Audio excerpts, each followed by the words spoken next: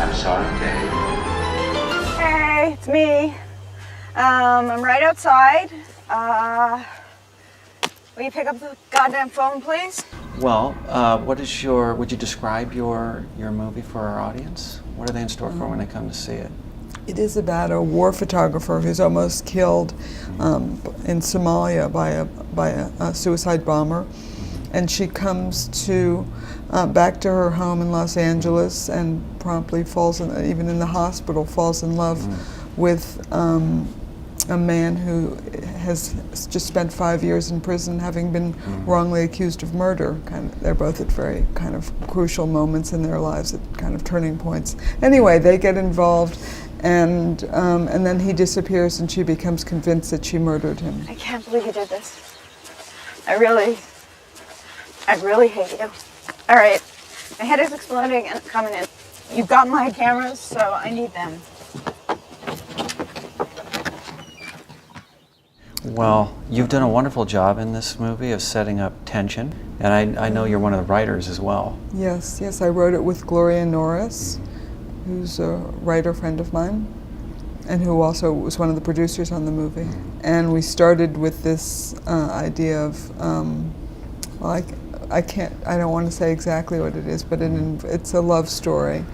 And then I live with a photographer. My husband's a photographer, so when I was thinking about what kind of profession she should have, photography kept coming up, and but I didn't want her to just be a portrait photography. I wanted her to be, very much in the world. So she turned into a war photographer, and I did a lot of research on that, and a lot of research on her on mental hospitals, because at a certain point when he disappears and she becomes convinced that she murdered him, she ends up in a mental hospital.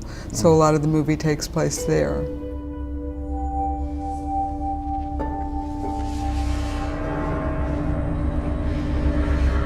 Well, what was it like directing her? Well, it depended. I mean, we had a rehearsal period, and she is a writer and a director as well. So she had a lot of great comments on the script. So we made changes, based on her comments sometimes as we were rehearsing. And sometimes she would still suggest things. Sometimes I would just let her do what came naturally, and generally that was pretty great.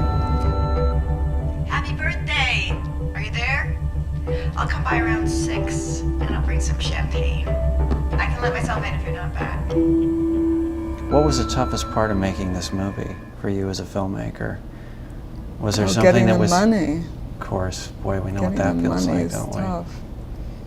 And then, getting actors is hard. The whole thing is hard. It's not a profession for sissies.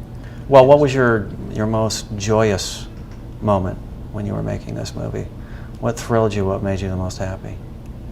I was very happy with the chemistry between Jennifer and Martin. They really worked as a couple, and I felt if I didn't have that, I didn't have a movie. I need that stuff. John, I can't believe you did this. I really hate you. All right. And, well, have you had a wonderful experience in Seattle? Yes, Have we treated you nicely? It's been great. It's a great city. It is a great city, and we love movies here in general. Great. Yes. And you promise you'll bring your next movie back? I promise. Good, because we need to see you repeatedly. With all Okay. the wonderful work that you Great. produce. Here's Cheers. To you. Thank you. And this is not for sissies either. What is that? That is, it's whiskey. I see. Yes. Why do I not believe you? Would you like to? You think it's maybe like a prop? Like, is it tea? might be like iced tea. Yeah, you wanna? I'll smell it. Oh, it's whiskey. Be curious.